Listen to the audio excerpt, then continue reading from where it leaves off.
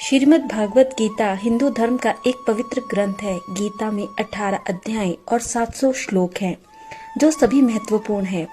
महाभारत में भगवान श्री कृष्ण ने अर्जुन को जो उपदेश दिए थे वही गीता है। गीता में आत्मा, परमात्मा, भक्ति, कर्म, जीवन आदि का वृहत रूप से वर्णन किया गया है।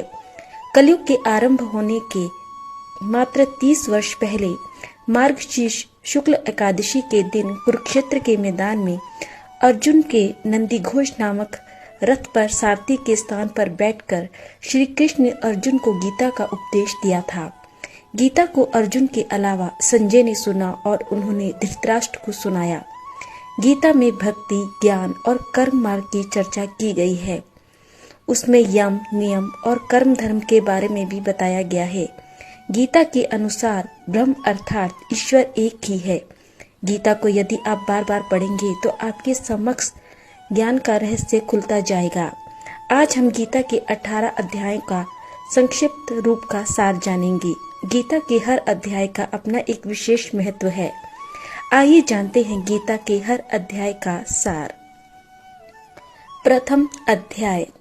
गीता के प्रथम अध्याय का नाम अर्जुन विषाद योग है, अर्थात अर्जुन की निराशा। इस अध्याय में कुरुक्षेत्र के मैदान में उपस्थित अपने भाइयों व सगे संबंधियों को देखकर अर्जुन के मन में उठे विषाद और उसकी मनोस्थिति का वर्णन किया गया है।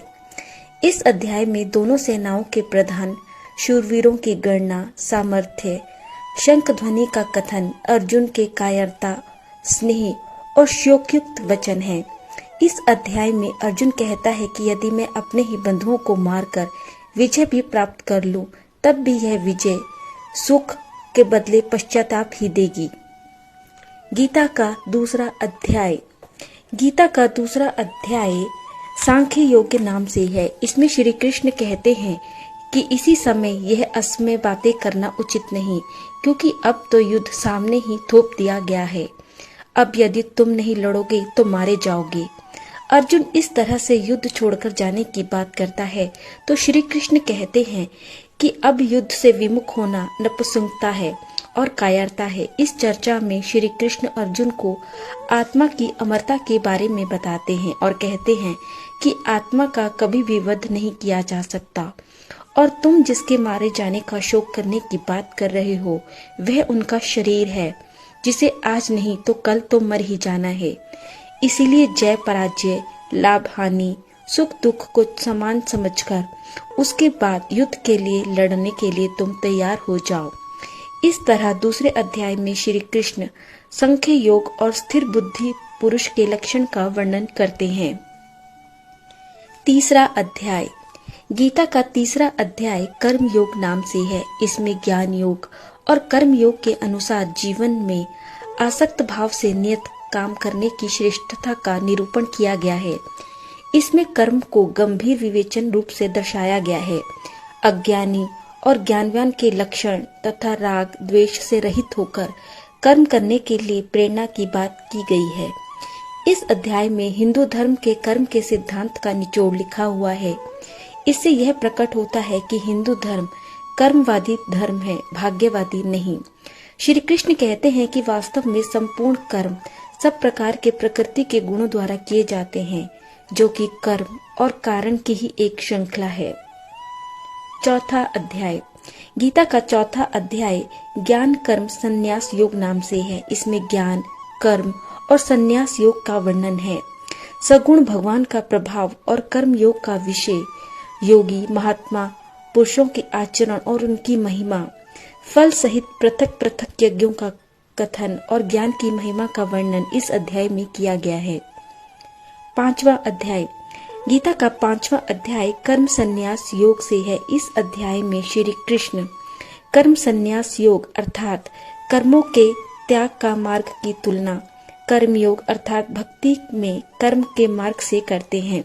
वे कहते हैं कि इन दोनों में से आप कोई भी रास्ता चुन सकते हैं, क्योंकि दोनों ही हमें मंजिल तक ले जाते हैं। छठा अध्याय। गीता का छठा अध्याय आत्म संयम योग नाम से है। श्री कृष्ण इस अध्याय में कर्म योग अर्थात सांसारिक कर्तव्यों का पालन करते हुए आध्यात्मिक का अभ्यास, कर्म संन्यास अर्थात त्याग अवस्था में आध्यात्मिकता के अभ्यास के बीच तुलनात्मक मूल्यांकन जारी रखते हैं, जिसमें वे दोहराते हैं कि कर्म योग कर्म संन्यास की तुलना में अधिक व्यवहारिक मार्ग है। 7वां अध्याय गीता का 7वां अध्याय ज्ञान विज्ञान योग नाम से है। इसमें ज्ञान सहित ज्ञान का विषय संपूर्ण पदार्थों में कारण रूप से भगवान और ईश्वर की व्यापकता का कथन, आसुरी स्वभाव वालों की निंदा, भगवत भक्तों की प्रशंसा की गई है। यह 7वां अध्याय श्री कृष्ण द्वारा भगवान की ऊर्जाओं के भौतिक और आध्यात्मिक आयामों का वर्णन करने से शुरू होता है। श्री कृष्ण इस अध्याय में समझाते हैं कि एक ही धागे में बंधे मोतियों की तरह ये सभी ऊर्जाएं उन्हीं से उत्पन्न हुई हैं और उन्हीं में विश्राम करती है। संपूर्ण सृष्टि उन्हीं में से आरंभ और उन्हीं में विलीन हो जाती है। अध्याय 8 गीता का 8वां अध्याय अक्षर ब्रह्म योग नाम से है। इसमें ब्रह्म, आध्यात्म और कर्मादि के विषय में अर्जुन के 7 प्रश्न और श्री कृष्ण के द्वारा दिए गए उनके उत्तर हैं। इस अध्याय में श्री कृष्ण ने कई महत्वपूर्ण अवधारणाओं और शब्दों का संक्षेप में वर्णन किया है, जिन्हें उपनिषद विस्तार से भी बताते हैं। वह ये भी बताते हैं कि मृत्यु के बाद आत्मा की मंजिल क्या तय करती है। उनका कहना है कि यदि हम मृत्यु के समय भगवान को याद करें तो हम उन्हें अवश्य प्राप्त कर सकते हैं। 9वां अध्याय गीता का 9वां अध्याय राज विद्या राजगुहा योग अर्थात सृष्टि के मूल कारण नाम से है। इस अध्याय में ईश्वर का जगत से संबंध और प्रकृति तत्वों की चर्चा है। इसमें जगत की उत्पत्ति का विषय, भगवान का तिरस्कार करने वाले आसुरी प्रकृति वालों की निंदा और देवी प्रकृति वालों की भक्ति का भंजन और भगवान के स्वरूप का वर्णन, सकाम और निष्काम उपासना का फल और निष्काम भगवत भक्ति की महिमा का वर्णन है। अध्याय 10 गीता का 10वां अध्याय विभूति नामक योग से है। इस अध्याय में भगवान श्री कृष्ण अर्जुन से कहते हैं कि मेरे ऐश्वर्य के प्रभाव का ना तो कोई देवतागण जान पाए हैं और ना ही महान ऋषिगण, क्योंकि मैं इन सभी को उत्पन्न करने वाला हूँ। और जो मनुष्य इस महान ईश्वरीय रूप को जान जाता है वह मृत्यु को प्राप्त होने वाले मोह से भय से मुक्त हो जाता है और हर तरह के पापों से भी मुक्ति पाता है। मैं ही संपूर्ण जगत की उत्पत्ति का कारण हूँ और मेरे ही कारण इस जगत में क्रियाशीलता है। इस अध्याय में भक्ति योग का कथन, अर्जुन द्वारा भगवान की स्तुति और विभूति तथा योग शक्ति के लिए उनकी प्रार्थना का वर्णन है। 11वां अध्याय गीता का 11वां अध्याय विश्व रूप दर्शन योग नाम से है। इस अध्याय में भगवान श्री कृष्ण अर्जुन द्वारा विनती करने पर अपने विराट रूप को प्रकट करते हैं, जो भयानक और भयावह है। इसे देखकर अर्जुन मोहग्रस्त होने लगता है और अत्यंत व्याकुल हो जाता है। फिर भी वह भगवान श्री कृष्ण से उनके चतुर्भुज रूप को देखने की इच्छा प्रकट करता है और इस तरह इस अध्याय में भगवान श्री कृष्ण अपने विराट रूप के रहस्य को वर्णित करते हैं। 12वां अध्याय गीता का 12वां अध्याय भक्ति योग नाम से है। इस अध्याय की शुरुआत में अर्जुन श्री कृष्ण से 2 प्रकार की योगियों के बारे में पूछते हैं कि इनमें से वे किसे पूर्ण मानते हैं, वो जो निरंकार ब्रह्म की पूजा करते हैं अथवा वे लोग जो भगवान के साकार रूप की पूजा करते हैं। तब श्री कृष्ण कहते हैं कि भक्ति और भक्ति करके भक्त उन्हें दोनों मार्गों से प्राप्त कर सकता है। हालांकि वे उन लोगों को सर्वश्रेष्ठ मानते हैं जो उनके साकार रूप की पूजा करते हैं। इस 12वें अध्याय में साकार और निराकार के उपासकों की उत्तमता का वर्णन, भगवत प्राप्ति के उपायों का वर्णन है। साथ ही इसमें भगवत प्राप्त पुरुषों के लक्षण भी बताए गए हैं। 13वां अध्याय गीता का 13वां अध्याय क्षेत्र क्षेत्रज्ञ विभाग योग नाम से है। गीता के अध्याय 13 के श्लोक 1 से 6 तक वर्णन है कि शरीर तथा इस शरीर के विकारों जैसे काम, क्रोध, लोभ, मोह, अंधकार आदि और अहंकार आदि तथा निराकार स्थिति में 10 इंद्रियों तथा उसमें विद्यमान स्पर्श, रस, रूप व गंध आदि का विवरण है, जो इन्हीं सर्व गुणों को कारणों का जानने का कारण बनता है, वह क्षेत्रज्ञ अर्थात पंडित कहलाता है। गीता बोलने वाला कह रहा है कि क्षेत्रज्ञ मुझे भी ज्ञान। इस अध्याय में ज्ञान सहित क्षेत्रज्ञ के विषय का वर्णन है और ज्ञान सहित प्रकृति पुरुष के विषय का विशद वर्णन किया गया है, अर्थात स्थिति, ज्ञान, आत्मा, परमात्मा, पंच तत्वों का रहस्यमय ज्ञान है। अध्याय 14वां अध्याय गुण त्रय विभाग योग नाम से है। इस ज्ञान की महिमा और प्रकृति पुरुष से जगत की उत्पत्ति का वर्णन इसमें है। इस अध्याय में श्री कृष्ण कहते हैं कि संपूर्ण भौतिक पदार्थ प्रकृति गर्भ है। मैं इसे व्यक्तिगत आत्माओं के साथ संचित करता हूँ और इस प्रकार सभी जीवित प्राणियों का जन्म होता है। हे कुंती के पुत्र, उत्पन्न होने वाली सभी प्रजातियों के लिए भौतिक प्रकृति गर्भ है और मैं बीज देने वाला पिता हूँ। इस अध्याय में सत्य, रज, तम तीनों गुणों का विवेचन किया गया है और इसके अलावा भगवत प्राप्ति का उपाय भी बताया गया है। अध्याय 15 पुरुषोत्तम योग नाम से है। इसमें संसार को उल्टे वृक्ष की तरह बताकर भगवत प्राप्ति के उपाय बताए गए हैं।